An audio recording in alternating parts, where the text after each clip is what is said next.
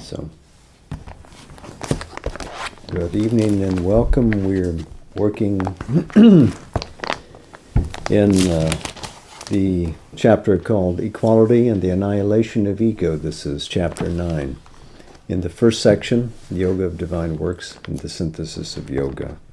We got a couple of pages into the chapter last time before we stopped.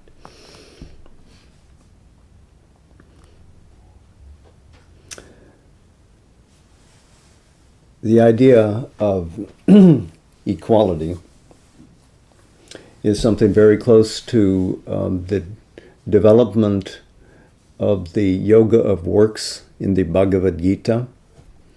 There it is paired with the idea of work itself, that equality, an equal receptivity to all events, whether they are positive or negative, is keyed to action.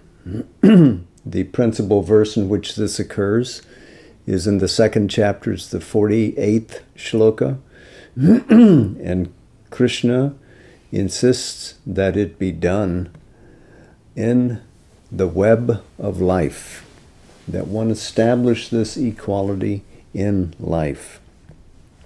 It isn't the first time, of course, that the term samatvam or samata has occurred in Indian spiritual literature. It goes all the way back. The word sama, same, occurs all the way back into the earliest annals of recorded Sanskrit literature, no doubt.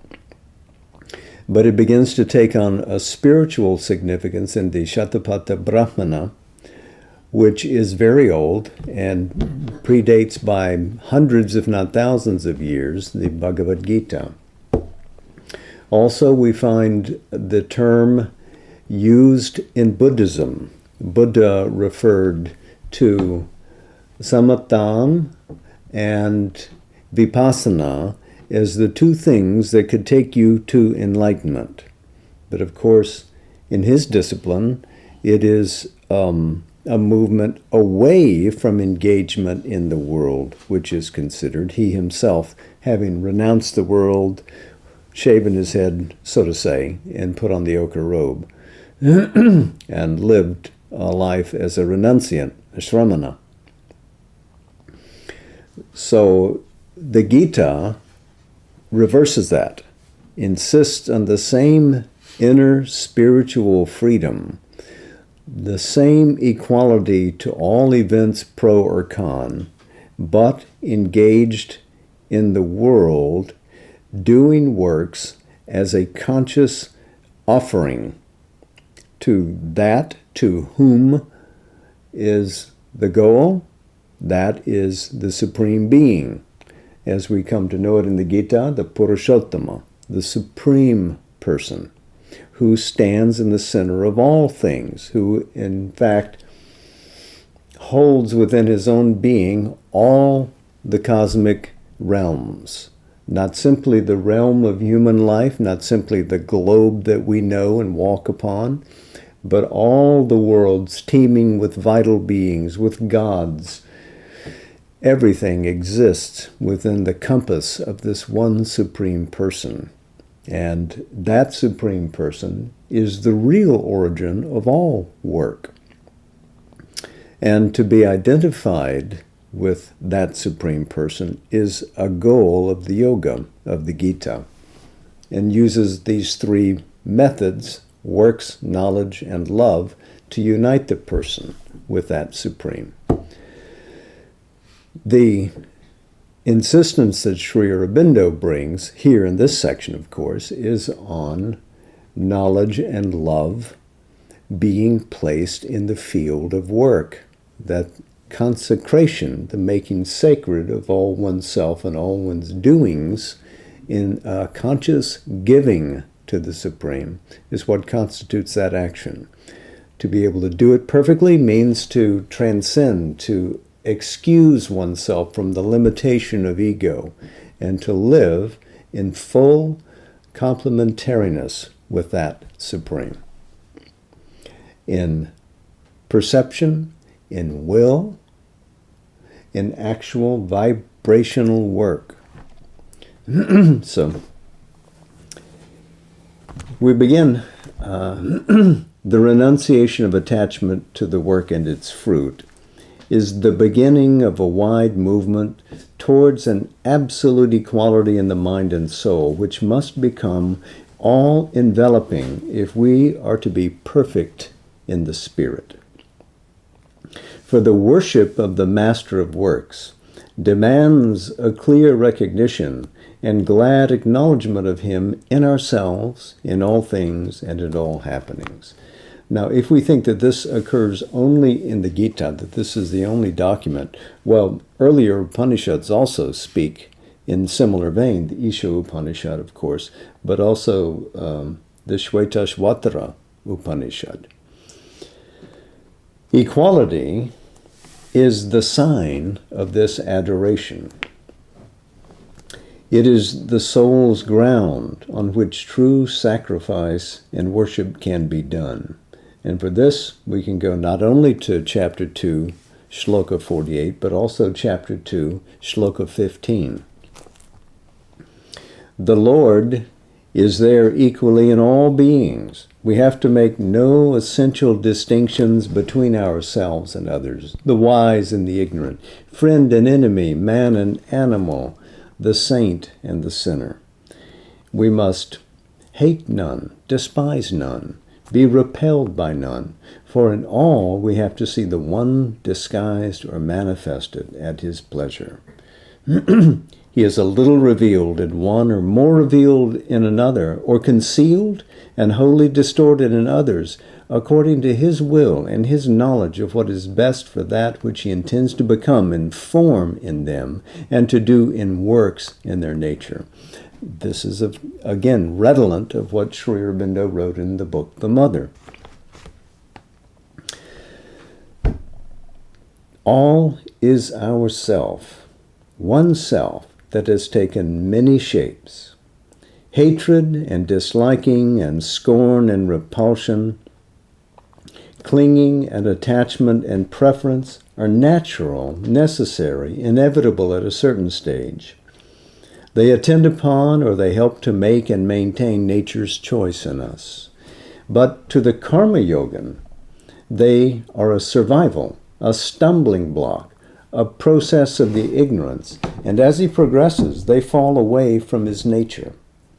The child's soul needs them for its growth, but they drop from an adult in the divine culture. In the God nature to which we have to rise, there can be an adamantine, even a destructive severity, but not hatred. A divine irony, but not scorn. A calm, clear-seeing, and forceful rejection, but not repulsion and dislike. Even what we have to destroy, we must not abhor or fail to recognize as a disguised and temporary movement of the eternal. Sri Aurobindo noted in his conversations, his evening talks that were recorded by Purani and others, that even this samatha that would be established at the level of the mind is not the real samatha that he aimed at. His insight was that to establish the true spiritual equality meant bringing down the imperative supermind into mind, life, and body here. That it can't simply be a mental equality, but that all of our being has to be equal. A subtle equality in the mind, surely, a perception of the one in all things, but vibrationally in the prana, the same thing. In the emotions, the same thing. In our physical experience of life, the same thing. He spoke about this in 1923. It would be another 3 years before he could establish that kind of perfect equality in the physical tissues of his body. But he saw it as a goal even then. And on this topic, by the way, he noted that even when Durga has to slay the Rakshasas, that there must be an equality in her. She doesn't slay from hatred or repugnance. She slays because it is the thing to be done. And you see, when you go to Mamlapuram, and you look at the great statue where the relief of she is Durga about to slay Mahishasura, and all the demon horde are falling back as she prepares a smaller being in scope and size to strike them down, and they begin to see the enormity of what's coming to them. That rather than fierceness on her face, her eyes are directed upwards. She's calling the force of what she is above, of her transcendent power, into being as she gets ready to draw the bow and release the arrow to destroy the creature. She does not abhor the Rakshasa. That too, like everything here, is an element of her own being. It is another child, but a wayward child that has to be corrected.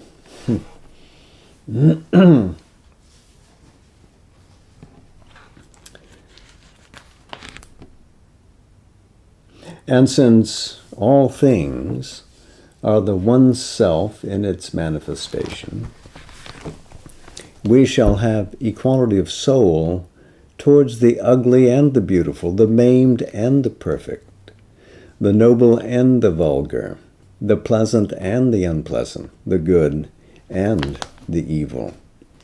And this again is the Shvetashvatara Upanishad 4:4 and 5:13. I can go on citing and citing. Here also, there will be no hatred, scorn, and repulsion, but instead the equal eye that sees all things in their real character and their appointed place. For we shall know that all things express or disguise, develop or distort as best they can, or with whatever defect they must, under the circumstances intended for them, in the way possible to the immediate status or function or evolution of their nature, some truth or fact, some energy or potential of the divine necessary by its presence in the progressive manifestation, both to the whole of the present sum of things, and for the perfection of the ultimate result. That truth is what we must seek and discover behind the transitory expression. Undeterred by appearances, by the deficiencies or the disfigurements of the expression, we can then worship the divine forever unsullied, pure, beautiful, and perfect behind his masks. All indeed has to be changed, not ugliness accepted, but divine beauty, not imperfection taken as our resting place, but perfection striven after, the supreme good made the universal aim, and not evil. But what we do has to be done with a spiritual understanding and knowledge, and it is a divine good, beauty, perfection, pleasure that has to be followed after, not the human standards of these things. If we have not equality, it is a sign that we are still pursued by the ignorance. We shall truly understand nothing, and it is more than likely that we shall destroy the old imperfection only to create another. For we are substituting the appreciations of our human mind and desire soul for the divine values. So we see again, he stresses here an equal-souled action based on a perception of the one in all things. And if you remember his poem, Despair on the Staircase, he speaks of the fur-footed Brahman as he regards the cat, recognizing even here This is Brahman in a fur-footed disguise. Must be regarded as so.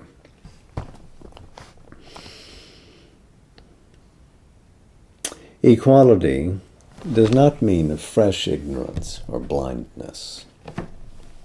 It does not call for and need not initiate a grayness of vision and a blotting out of all hues.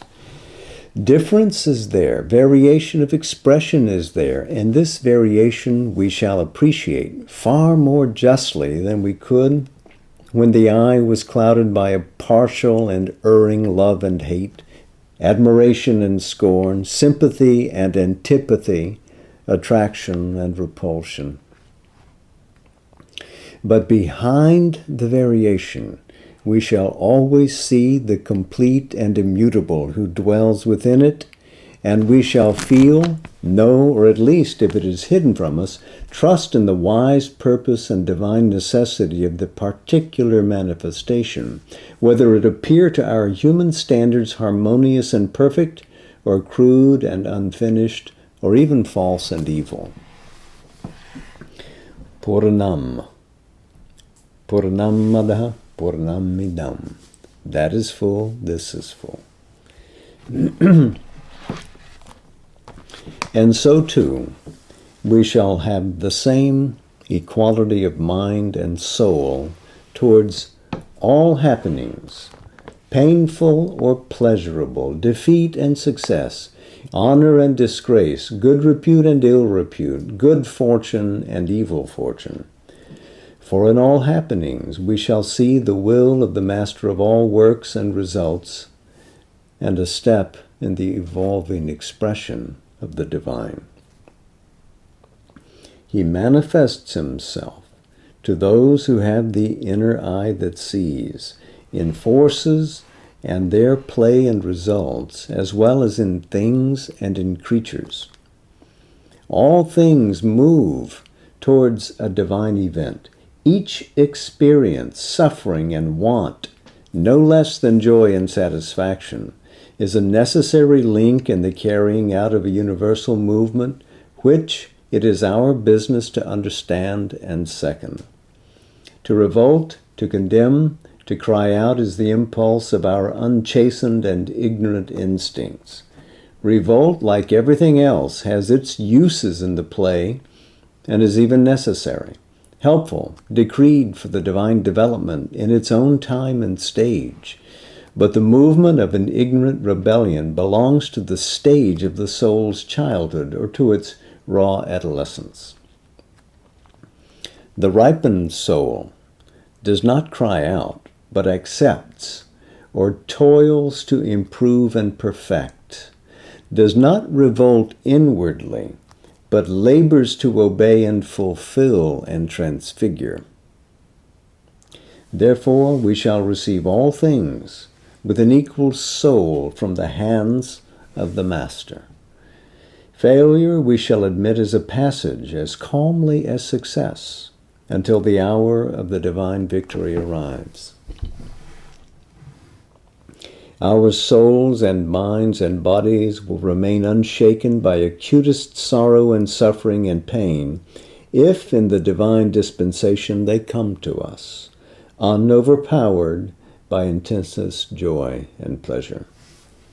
Thus, supremely balanced, we shall continue steadily on our way, meeting all things with an equal calm, until we are ready for a more exalted status and can enter into the supreme and universal Ananda. So, Sri Aurobindo, again in his conversations with his disciples in the early days, maybe even before the ashram formed, and certainly after it formed, spoke of this samatha, this equality, as the very basis of peace, but a peace that is full of power. So peace is the basis of our action, but samatha is a greater achievement than peace. he noted that he did not begin with that fullness of realization, that the equality that he had with his earliest realization in 1908, he began to see was imperfect. He thought that he had a firm and final equality, but he was led to see more and more that there was an egoistic preference that remained here or there in his being, and finally was able to extinguish it all the way down into the subconscious. He said it is almost endless where this goes. We think that we've conquered it when we get rid of preference in the mind, and he says it persists. And that spiritual realization has to be pressed into every level of the being. One might be essentially free. One might be essentially liberated. But the perfection that he demands for an integral yoga means that that equality has to be established throughout the nature. Very difficult. I think we can go a little farther.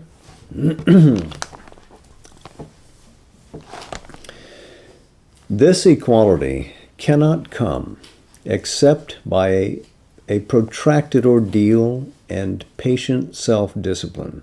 So this is yoga. Equality is what establishes yoga.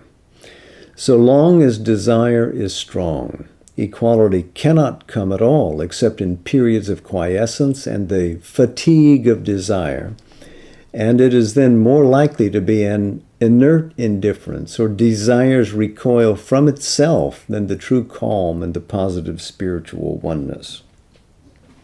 To go back to the first part of that statement, self-government is what is yoga. Yoga means a yoking of all the sense equipment, of all the mind, of all the heart, of all the being, as if you're putting them into a team that will carry the soul towards a goal. That's why the Gita and other spiritual literature has often referred to the wild horses that you have to yoke together to pull the wagon successfully forward to reach the destination, which is spiritual liberty. That kind of equality cannot come if you don't have that kind of self-government. You can't just run wild and have one part of your being be convinced that it's got establishment in that spirit. It's the whole being, to Sri Aurobindo, that has to be governed. Yoga is a wholesale achievement. Moreover, he writes, this discipline or this growth into equality of spirit has its necessary epochs and stages. Ordinarily, we have to begin with a period of endurance, for we must learn to confront, to suffer, and to assimilate all contacts. Each fiber in us must be taught not to wince away from that which pains and repels, and not to run eagerly towards that which pleases and attracts, but rather to accept, to face, to bear, and to conquer. All touches we must be strong to bear, not only those that are proper and personal to us, but those born of our sympathy or our conflict with the worlds around, above or below us, and with their peoples. We shall endure tranquilly the action and impact on us of men and things and forces, the pressure of the gods and the assaults of Titans. We shall face and engulf in the unstirred seas of our spirit all that can possibly come to us down the ways of the soul's infinite experience. This is the stoical period of the preparation of equality, its most elementary and yet its heroic age. This is, of course, titiksha, the power to endure. You begin by learning to tolerate, to bear. It builds into endurance. Eventually, it can become equality. So, like, you bear the cold, you bear the heat. You learn to endure, to last through it, and finally it has no impact on you anymore. But, he writes, this steadfast endurance of the flesh and heart and mind must be reinforced by a sustained sense of spiritual submission to a divine will. This living clay must yield not only with a stern or courageous acquiescence, but with knowledge or with resignation, even in suffering, to the touch of the divine hand that is preparing its perfection. Bhagavad Gita, again, chapter 2, shloka 14. A sage, a devout, or even a tender stoicism of the God-lover is possible, and these are better than the merely pagan, self-reliant endurance which may lend itself to a too great hardening of the vessel of God. For this kind prepares the strength that is capable of wisdom and of love.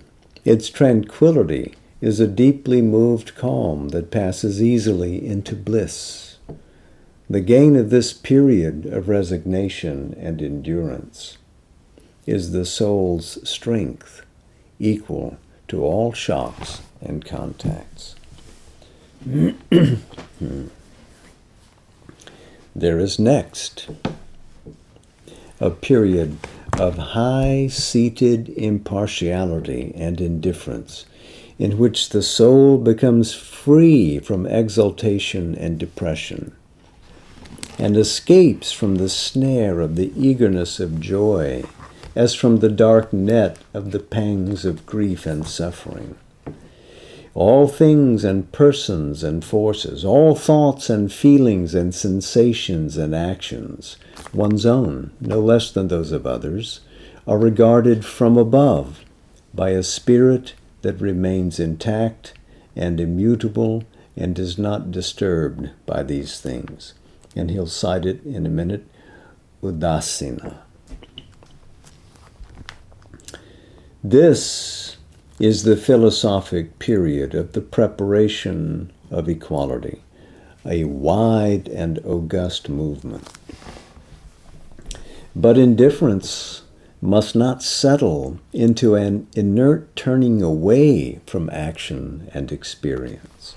It must not be an aversion born of weariness, disgust, and distaste, a recoil of disappointed or satiated desire, the sullenness of a baffled and dissatisfied egoism forced back from its passionate aims.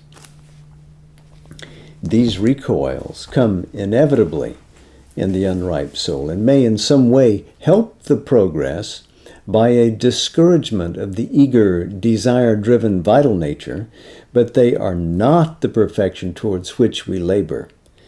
The indifference or the impartiality that we must seek after is a calm superiority or of the high-seated soul above the contacts of things. Udasina, seated above, looking down from the Akshara Purusha at the movements of the Kshara Purusha.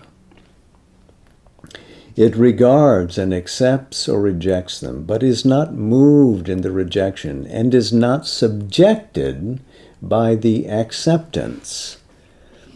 It begins to feel itself near, kin to, one with a silent self and spirit, self-existent and separate from the workings of nature, which it supports and makes possible, part of or merged in the motionless, calm reality that transcends the motion and action of the universe. The gain of this period of high transcendence is the soul's peace, unrocked and unshaken by the pleasant ripplings or by the tempestuous waves and billows of the world's movement. Again, that Udasina, being seated above in the Akshara Purusha, the unmoved peace of the silent self. If we can pass through these two stages of the interchange without being arrested or fixed in either, we are admitted to a greater divine equality which is capable of a spiritual ardor and tranquil passion of delight, a rapturous, all-understanding and all-possessing equality of the perfected soul, an intense and even wideness and fullness of its being, embracing all things. This is an invitation to move beyond, you see, this Akshara Purusha poise, this state of liberation into the wide silent self, which nevertheless remains active in the world, into something even greater, with ananda and power at its base, and that, without saying it, he regards as the supramental.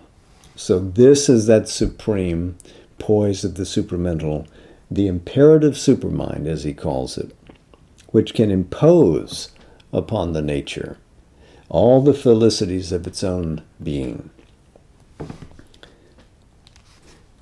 This is the supreme period, and the passage to it is through the joy of a total self-giving to the divine and to the universal mother. For strength is then crowned by a happy mastery, siddhi, fulfillment. Peace deepens into bliss. The possession of the divine calm is uplifted and made the ground for the possession of the divine movement. But if this greater perfection is to arrive, the soul's impartial high-seatedness, looking down from above on the flux of forms and personalities and movements and forces, must be modified and change into a new sense of strong and calm submission and a powerful and intense surrender. This is the Atma Samarpana, the self-giving, the submission of the soul, the offering of one's core being. This submission will be no longer a resigned acquiescence, but a glad acceptance. For there will be no sense of suffering or of the bearing of a burden or cross, sacrifice in the English sense of the term. Love and delight and the joy of self-giving will be its brilliant texture. And this surrender will be not only to a divine will, which we perceive and accept and obey, but to a divine wisdom in the will, which we recognize, and a divine love in it, which we feel and rapturously suffer. The wisdom and love of a supreme spirit and self of ourselves, and all with which we can achieve a happy and perfect unity, samashti, the wider spiritual collectivity. A lonely power, peace and stillness, is the last word of the philosophic equality of the sage. But the soul, in its integral experience, liberates itself from this self-created status and enters into the sea of a supreme and all-embracing ecstasy of the beginningless and endless beatitude of the eternal. Then we are at last capable of receiving all contacts with a blissful equality, because we feel in them the touch of the imperishable love and delight, the happiness absolute that hides ever in the heart of things. The gain of this culmination in a universal and equal rapture is the soul's delight and the opening gates of the bliss that is infinite, the joy that surpasses all understanding. So he's writing from the depths of his own rapturous realization of Ananda that has proceeded cascading from above, from overhead realms, all the way into the tissues of his very body. This is a record of his experience, cast into language to lead us forward in the practice of yoga. So I think here is where we'll put our bookmark for this evening. And this, by the way, is the 29th of December. It's an important day for us. During this period, 40 years ago, we had present here in the earliest days of the center the sublime company of M.P. Pandit and Vasanti Rao. Coming down from the University of Missouri at Columbia were P.K. Ramchandar and Vinod Chandola and Jatinder and Maheshwari, and I've forgotten her husband's name, but all came to be present and around Panditji and Vasanti. And this day was Ram's birthday. So he had his birthday here in Pensacola, the first time Panditji and Vasanti ever visited here. So 40 years ago. So in honor of his birthday, I give him a namaste, a salutation, and to all of you as well. So, till next week. By the way, in a couple of days, of course, it'll be New Year's Eve, and one of the things that we established when M.P. Pandit and Vasanti were here was the practice of meditating on New Year's Eve and being in what we now call the shrine room when that midnight toll struck. After that, we come out. We still do that all these years later. So we'll be meditating at the stroke of midnight here in Pensacola at the Integral Knowledge Study Center. And we will be with you wherever you are. We'll do it over and over and over again because every time zone has a midnight at a different. So anyway, let's all meditate and welcome the new year and do the best we can to improve upon the state of the world by improving upon the state of ourselves. So, Jai Ma, much love. Speak with you all soon. And to our friends on Zoom, good to have you with us and to see you again. Stay well.